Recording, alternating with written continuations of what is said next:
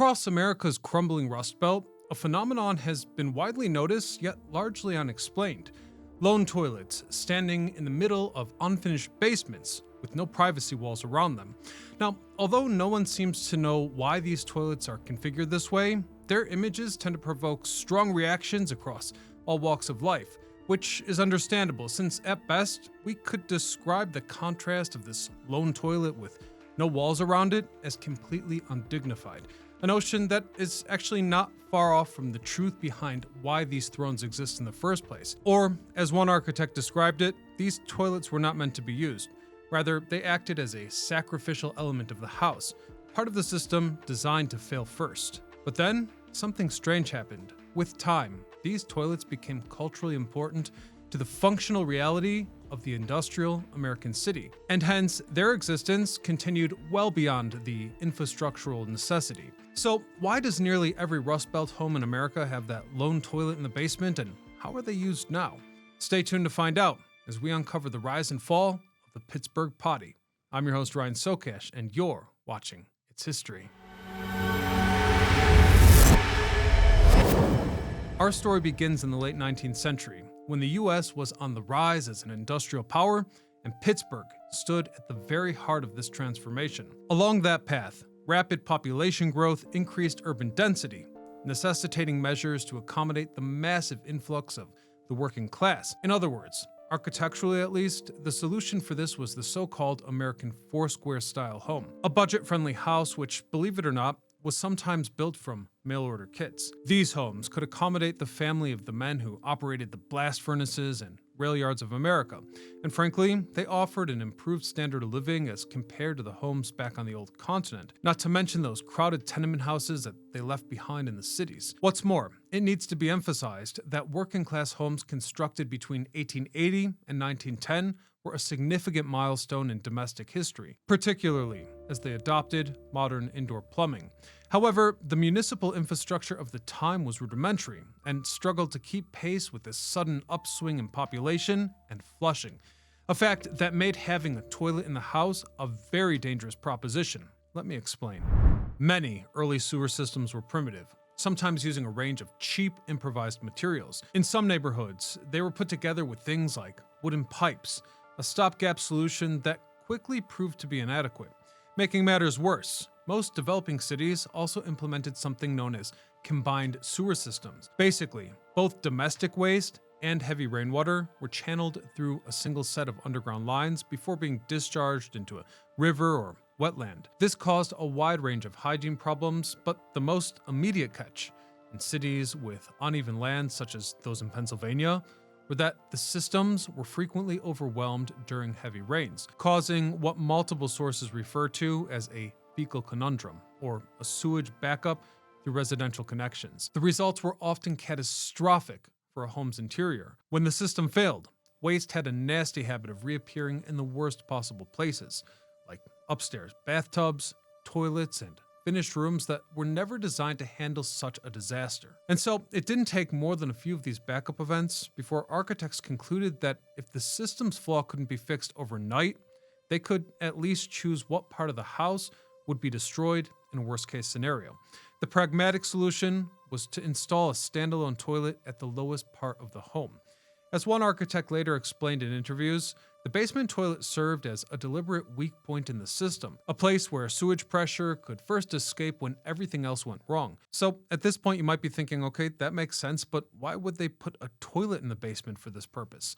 Well, basically, it was also a pragmatic solution, as a toilet has a wider connection to a sewer than a typical floor drain, so it would be more likely to overflow than anything else, and in turn by doing so, the upstairs living spaces could be saved. So, okay, that part's clear, but why didn't they put walls around this toilet? That's probably the weirdest part. Well, that was also intentional, as it enabled immediate detection of an overflow event and prevented wooden partitions from becoming saturated with bacteria and then the mold that would follow. Furthermore, in the context of an unfinished basement, the mess could be easily cleaned up by hosing off the concrete and pouring some bleach on top, for example. And so it was.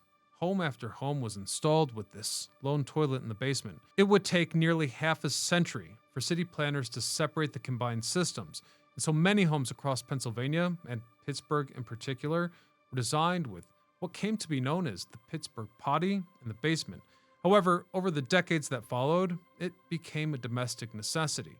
By the mid-20th century, the basement toilets had taken on a new role, a place for the man of the house to clean up after work before heading upstairs to see his family. For context, steelworkers and miners returning home were often covered in a thick layer of filth that people of the area called industrial grime. This sometimes dangerous combination of soot and grease could contaminate the entire house if unchecked. And so, after a long shift, Dad would enter through a separate basement door downstairs, strip down, and wash off, with a garden hose often, before ever setting foot in the clean sanctuary above. And it should be mentioned that some sources celebrated the fact that Dad could do what dads do without stinking up the entire house in a shared bathroom. In some cases, families expanded upon the infrastructure, adding a crude Pittsburgh shower to the mix, which would also be installed for the laborers to use. I should also add that I came across some pretty entertaining facts about the Pittsburgh Potty from a woman's perspective. And by most counts, it seemed that they were mostly responsible for its continued use after it was necessary for infrastructural reasons. Apparently, for many wives, the Pittsburgh Potty was a line of defense. It existed to protect the real bathroom, the clean, orderly upstairs one, from things like blood, mud, soot, or whatever other manner of filth the husband brought home. Apparently, men were sent straight to the basement to hose themselves off over a drain in the floor, preserving that upstairs bathroom, and let's face it, the entire house is a clean sanctuary. Some sources even went as far as to say that this was a basic sign of respect from the man, for the hard domestic labor that their wives did to run the house in the first place. Although this was not an entirely perfect arrangement, as women also used the basement for things like laundry, and sometimes the two worlds collided. One wife recalled doing her best to, quote, never make eye contact with it or her husband. Today, this toilet is celebrated as a unique part of the Rust Belt cultural identity and has been widely discussed as an architectural mystery. While some modern homeowners do view these as eyesores and choose to remove them, others take advantage of their existing plumbing to convert that Pittsburgh Potty into a finished, modern basement bathroom, thereby increasing their home's value. In fact, some real estate professionals note how the pre-existing plumbing is highly valued by residents, with one appraiser jokingly stating that it's, quote, worth $1,000 on the day that you actually need it. So what does this really all boil down to? My understanding is that the Pittsburgh Potty is the line between hygiene and filth. In the 1800s, that meant protection against backflowing sewage. By the turn of the century, it had become a place for men to sanitize themselves after that hard 12-hour shift. And in modern times, at least one news source, The Pod, suggests a crude, if not humorous, theory that closely matches this trend. They quote, men use it to take nuclear shits, requiring them to go into the basement to separate themselves from the rest of the family. And as vulgar as this topic's been, the existence of this type of plumbing would actually prove to be priceless to archaeologists 1,000 years from now. From an archaeological point of view, the Pittsburgh Potty would be classified as a diagnostic object, a single feature that reveals how an entire system functioned under pressure. This would demonstrate the realities of industrial life in the American Rust Belt.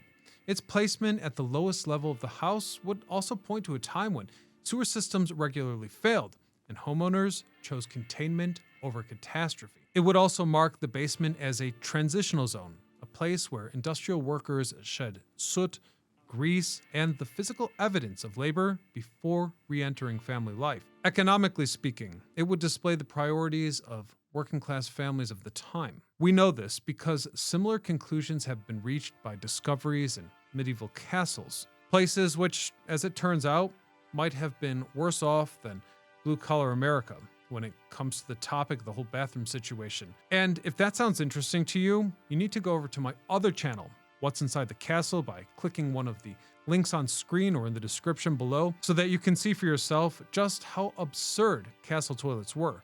This topic seems to keep coming up in every castle I visit. Actually, hold that thought. Maybe this isn't the best topic to promote my new work with. Here's my new pitch. If you like my work, subscribe to my new channel, What's Inside the Castle, and over the next few years, you'll see the inside of every tower, dungeon, and moat in Europe. Otherwise, as always, I'm Ryan Sokash, signing off.